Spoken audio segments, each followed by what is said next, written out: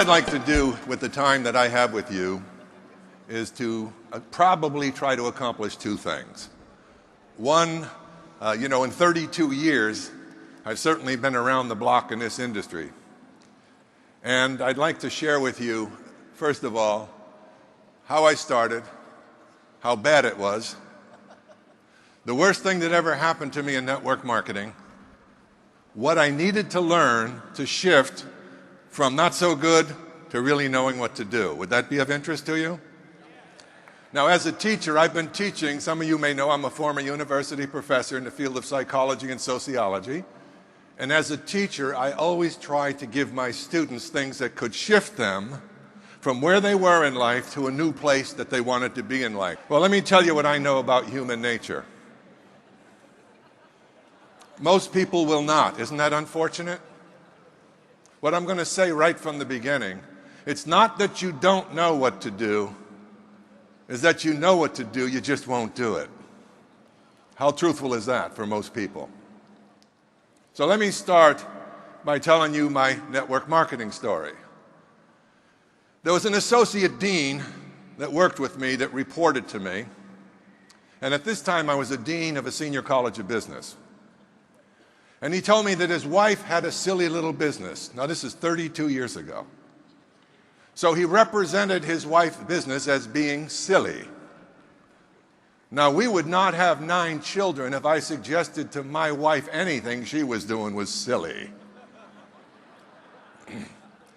So he said, my wife Patty is having one of her meetings on Monday night, and she'd love for you to attend. And after him disclosing the silly little business aspect, what would you do? You're thinking, man, that's wonderful. I can't wait to get there. So I made an excuse like I was busy, whatever. Now we're going to teach you right from the beginning what happens when you're persistent. That was the first week. The second week, he came at me again. He always got me when I was at the drinking fountain because I couldn't answer fast then. And he told me again about his wife's having her meeting. Would you please come and attend? She'd love you to attend. I made up another excuse. Now it's the third week. I made another excuse. The fourth week, I made another excuse. The fifth week, I made another excuse. Now I'm going to tell you something right now. About 90% of the people in this audience were probably gone and never thought of me again after the first or second. Are you learning anything? On the 6th invitation, I ran out of excuses. So I said, okay, I'll come this evening. I went home, and I said to my wife, we're going out this evening. And on the amount of money we were making, that meant the Spaghetti Palace, $1 a meal, all you can eat. And she said, where are we going? I said, we're going to Patty's got some kind of a business meeting, and she's invited me to go over there. Why don't you come along? And she said, doesn't Patty sell soap and pills? I said, I'm not sure what Patty sells. I said, but I'm not interested anyway. And she said, well, why don't you go ahead alone? I'll stay home with the children. And I said, fine. And I got out and I got in my car. And just as I was ready to leave, she came to the back door and she gave me one of these. You guys know what that means. Hold it, I got something to say. So I rolled down my window. Did you notice I didn't give it one of these? I rolled down my window, and I looked out. I said, yes. And she said, remember, George, college deans do not sell soap and pills. What an encouraging way to go, huh? But I wasn't interested anyway, so that was good advice. I'm driving to the meeting, and as I was driving and getting closer to their home, I started to pray a little bit, and here was my prayer. God forbid any faculty member I ever worked with be at that meeting tonight. Did I have a problem?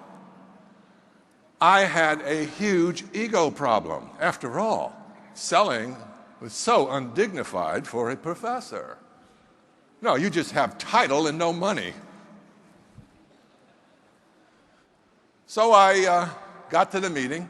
Things got worse. As I got into the meeting, there's 13 women. A guy about this high looked 100 years older than me, and me. Now, you can imagine me trying to hide. I went to the back of the room. Think of this.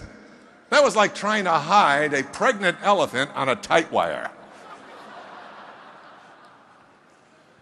So I sat back there, and they started talking about their product. And I said, thank God I'm not interested. This pill makes you jump higher. This pill takes care of arthritis. This pill you need for this one and that one. And then finally they put a little green bottle up, and this is nature's scrub brush. I said, this ought to be good. Yeah, you take it every day and it detoxifies the body. You got the picture? It's going to make you normal. Boy, I couldn't wait to get started. Well, the meeting went on. They were done with the products, and I was delighted to know I wasn't interested in a single thing. And then that little guy that looked 100 years old, he got up, and this man changed my life.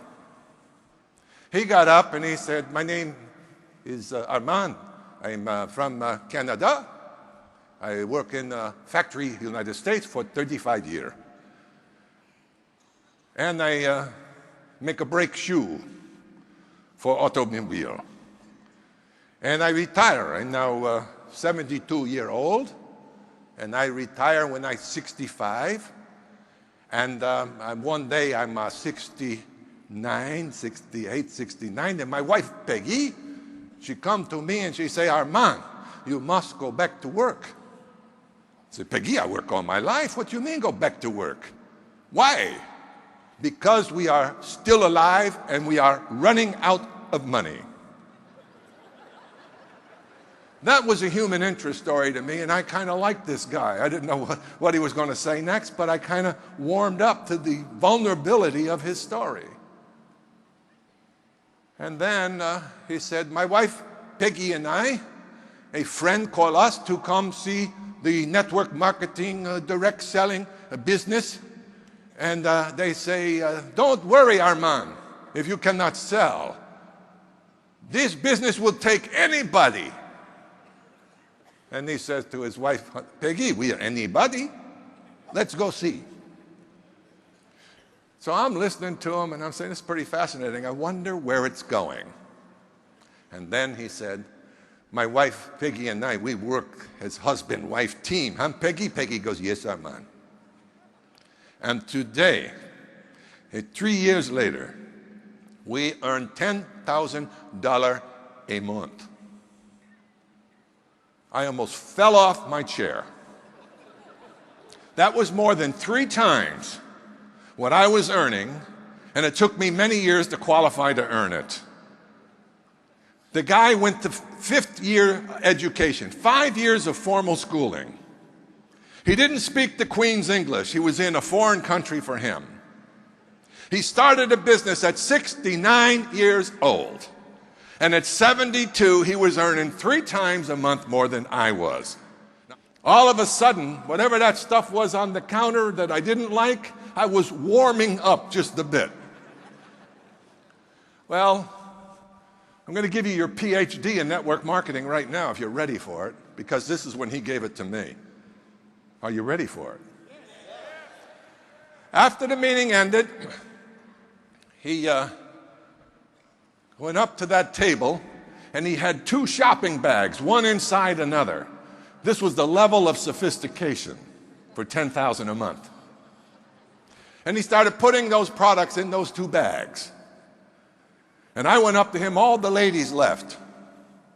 And I said, Armand, my name is George Zalucki. I said, God, I am impressed.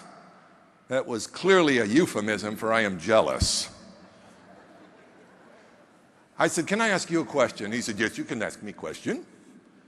I said, tell me, how can a guy like me who's only been a teacher and a coach get into this thing, network something, and make $10,000 a month? Now, why did I ask that question? Why do you think I asked that question? Because that sounded good to me. Does it sound good to you? Well, why don't you ask for what you want in life instead of praying all the time and wondering whether it's ever going to come to you? Prayers without works mean nothing. Faith without works means nothing. So, oh, he said, big man, you would like to earn $10,000 a month? I said, yes, that would be nice. He stood right in front of me, and he was about this high, I swear. I'm big, but this guy was small. And he's looking up like this, and he said, I ask you a question, big man. Listen to the question. Listen to it. Will you, big man, as represent 1 year of your life? I don't care if you do full time or you do with your spare time. You just have more time to do same simple things. You don't look over your shoulder left for 1 year. You don't look over your shoulder right for 1 year. You focus your mind, and you will succeed. Can you do that? He said. And I answered like most people. I was not quite advanced at that point in how things really get done. So I said, well, I think I can do that. And here's what he did. Oh, no, he said. Did I ask you, will you give 1 year of your life, no turn back effort, no look back left, no look back right, focus your mind? Did I ask you that question? By this time, I'm getting a little irritated. I said, yes, you asked me that question. He said, then big man, you have yes or you have no. Now pick one. I said, yes, I'll do it. Now here's the best training I ever had in my life about success. What he said right now. Here's what he said. That's good, big man. I can teach you no more. Now I'm going to tell you something. If I walked off this stage right now and you understood the power of that man's instruction, you can do anything. The problem is, folks, we start something and we lose focus. We let the little minds in life take away the big dreams, don't we?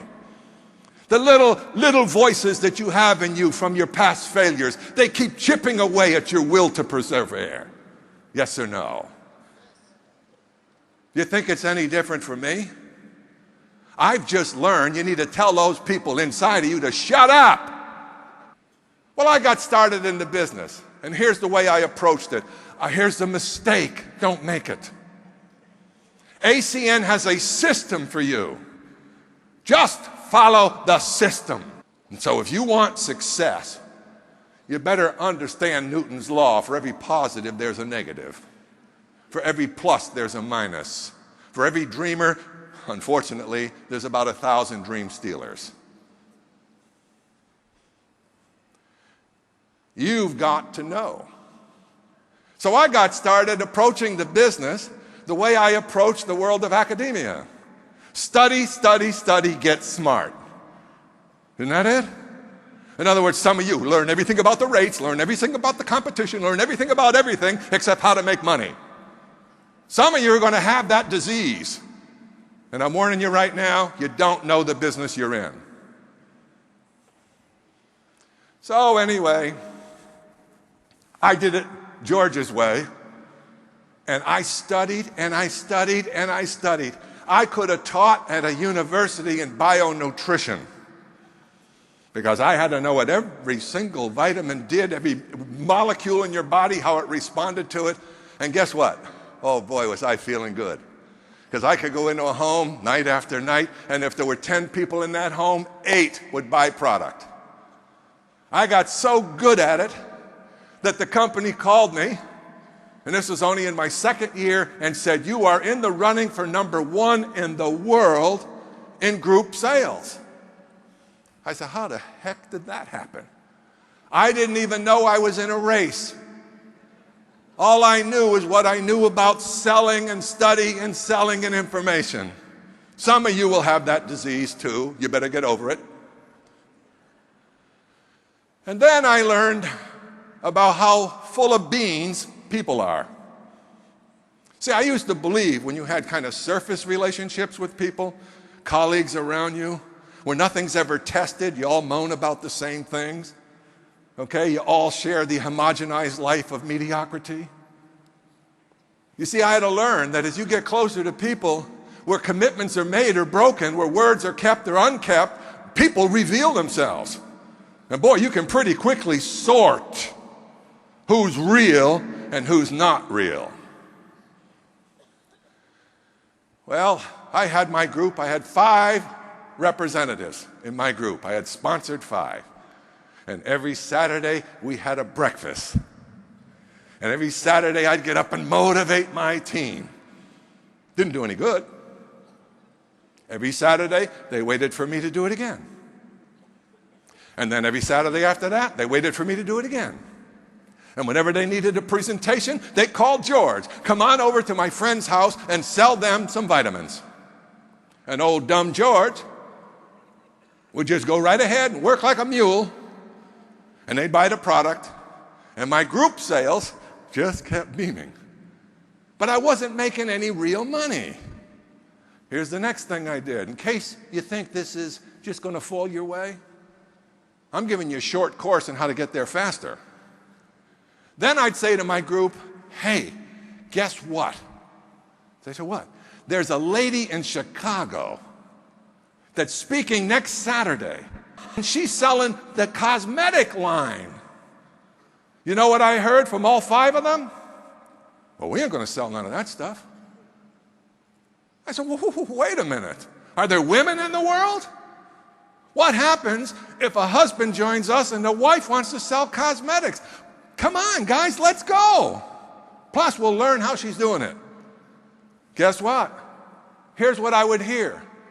Oh, you're going to drive 265 miles one way, go to a meeting, and come back 265 miles? You're going to buy us lunch? Sickos. Losers. They don't understand how the world works. You got to give before you take. It's a law of the universe. It's a forgotten law for all too many. What's in it for me?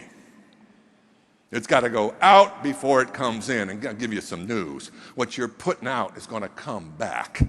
It's a discovery of life when you recognize where you are is where you thought yourself to be. There is no action in humanity that is not first stimulated by a human thought. Therefore, you create reality by your thinking, which means your reality is being created in an ongoing fashion, moment by moment by moment, because your thoughts determine what you understand and see. Yes or no? See, no 2 people see the same reality. It's impossible. Because all of us have different backgrounds, different intelligence, different educations, different upbringing, different cultures. Think about it. Those are the filters in your life for what you see in the present moment. So you don't see real reality. You see what you think is reality, and so do all of us. Now, once you learn that, do you understand that you are a creator of your life? Through the medium of your thoughts. Your thoughts will evoke your feelings. Your feelings is reciprocal and will evoke more thoughts. So what if your feelings are negative? What if your feelings are full of doubt and confusion? What do you think your thoughts are going to be in the cycle of feedback? It's going to make you powerless. So you need to, if you want to change your life, you have to understand, you have to change your thinking. Can you get it? Yes. It's amazing that great teachers, great philosophers, great religious leaders through all of history have taught us about the power of the nature of our thoughts. And we go right through life with habitual negative thinking, not knowing the consequence that follows. Whether you think you can or whether you think you cannot, Henry Ford said, you are right. Milton, the mind is its own place. It can make a heaven of a hell and a hell of a heaven. The mind. Aristotle said this. He said, success and excellence is a habit. Is a habit. What kind of habit? The habit of developing right thinking over a period of time that you do right things. Dr. William James, the father of American psychology, said it this way. A human being can alter the circumstances of their lives by altering their attitudes of their minds. How many times do we need to hear it before we get it? And yet we will allow our minds to be reduced to the lowest common denominator of inspiration which surrounds us. Negative, negative, negative. This world is full of people who, if you gave them a donut, they'd first try to eat the whole. I'm sorry, but I'm going to be direct with you. If you want to win, you need to change. If you're winning now, you probably have figured it out. I'm going to ask you a question. Why do you think 5% of the people in the world own 95% of the wealth? Did you ever ask that question? Well, here's what most people, they're lucky, they were born into it, they're more smarter than I am. No, not the case. No. You want to take and observe it? Why don't you observe the 5%? That'd be a starting point, wouldn't it? The 5% don't stop after 9 or 10 hours. They know that the number one asset for wealth is time. Time! That's the one resource every one of us has equally. The 5% are visionaries. They're willing to do over and over again simple things to amass a fortune. They're willing to wait, they're willing to sacrifice, and if you're not willing to do it, it isn't going to happen. You don't need another motivation talk. Haven't you had plenty of those? How have they worked so far? We need a transformation in how we think. We need new ideas. The only way the will is moved to something great is with a better idea to draw it forward. That's why you need to have goals. You can't hit a ball that you're not aiming at. You can't bring something into your life that you don't passionately want in your life. This world responds to passion. And we're so cool, huh? We walk around looking good and we're frightened to step out and speak to somebody and offer them something of value. Back to my story. The transformation in network marketing. I went to hear a guy who was making $8,000 a month.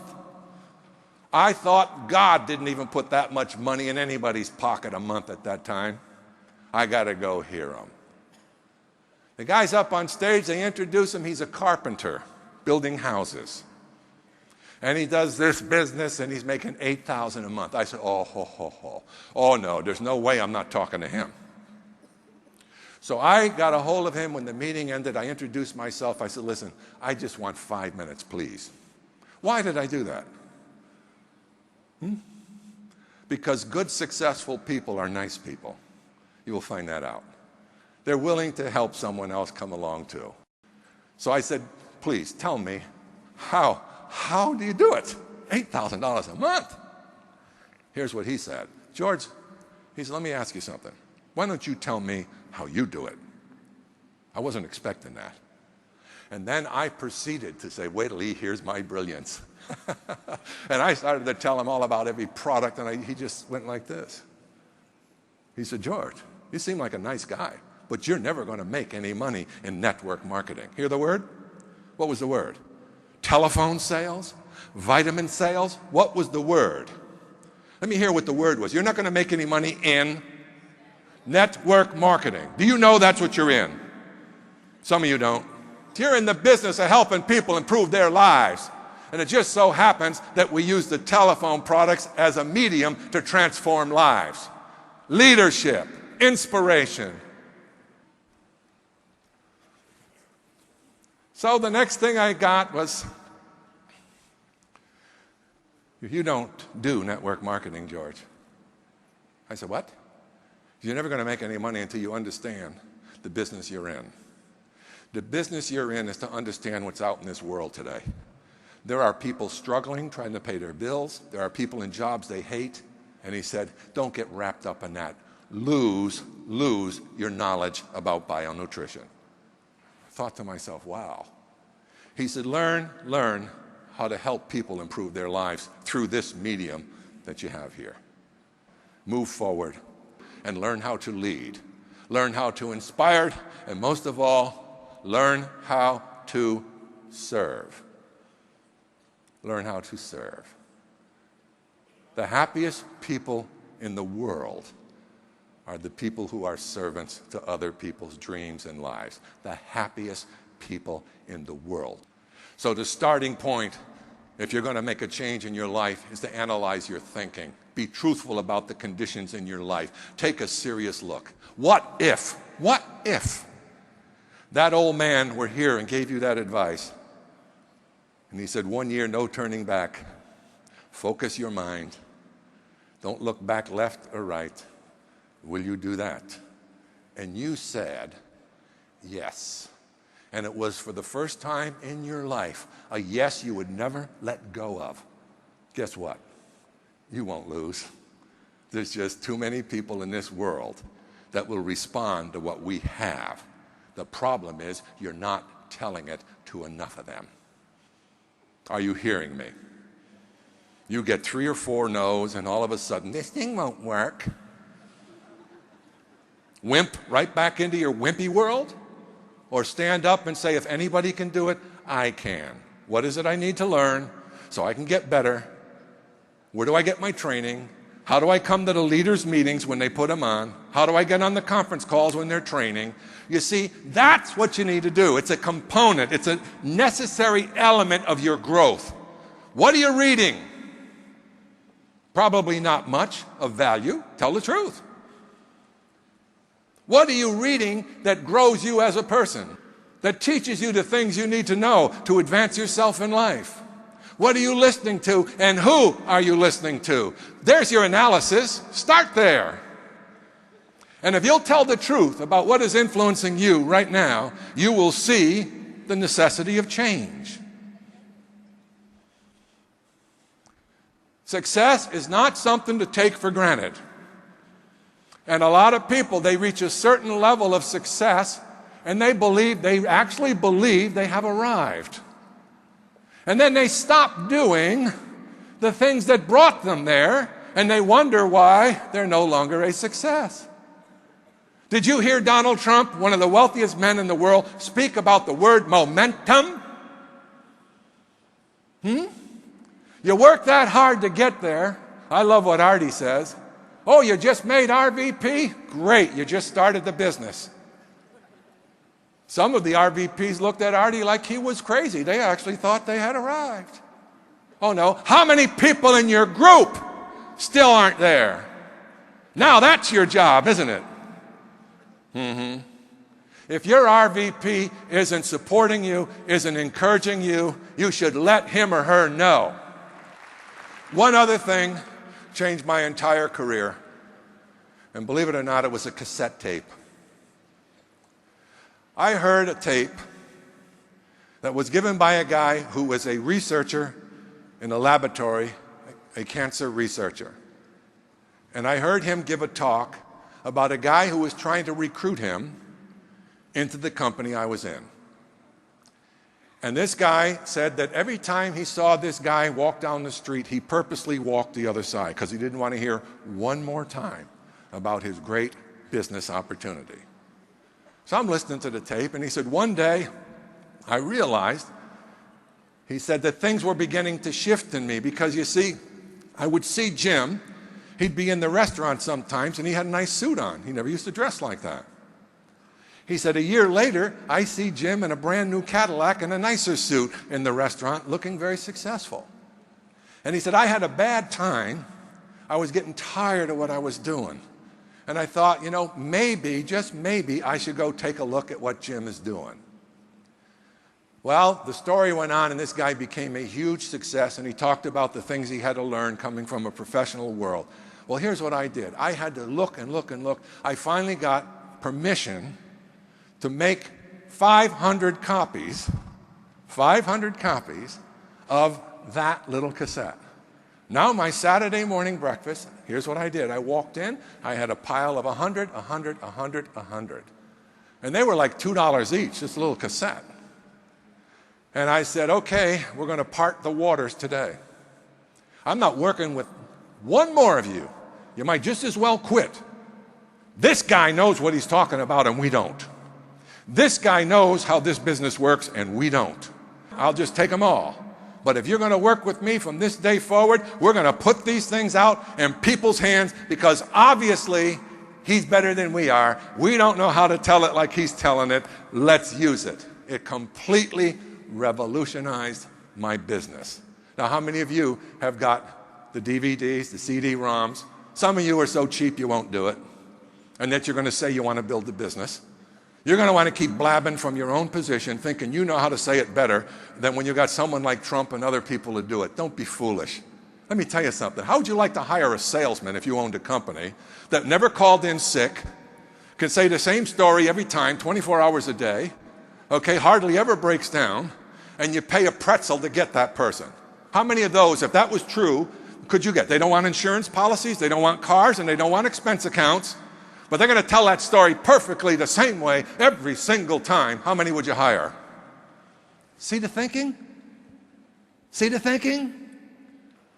And then my last part of my message is always about what I consider to be what I call the annealing cement of everything that works for the benefit of humanity. And it's one word with many dimensions. And it's called love. Old-fashioned, huh? Take a look at it. Love is soothing, it's warming, it's enriching to the spirit, the soul, the mind. It's all the things that we were instinctively and intuitively born to be in, to be surrounded with. Your natural state as a newborn infant was bliss for no apparent reason. Man, I was there this afternoon, we had lunch, and Frank and Tanya's new little baby, and I looked at that little child, and the little motions, and the little beautiful little features, and I saw the miracle all over again. And you know what went through my mind? God, how will we ever get good at keeping them close to that beautiful innocence where they're not afraid, everything's kind of okay, mommy and daddy's here, and then we get to them. We get to them with all our fears, with our lack of character, with our lack of discipline, with our lack of a good work ethic, and then we expect them to walk out in this world and be superstars. How does that match? It doesn't. So be persistent in what you do. Surrender to what it is you want. Surrender to it. That's the most powerful way to get where you want to go. Just say, hey, this is it. Come at me any way you want. I don't care. I'm going to the top.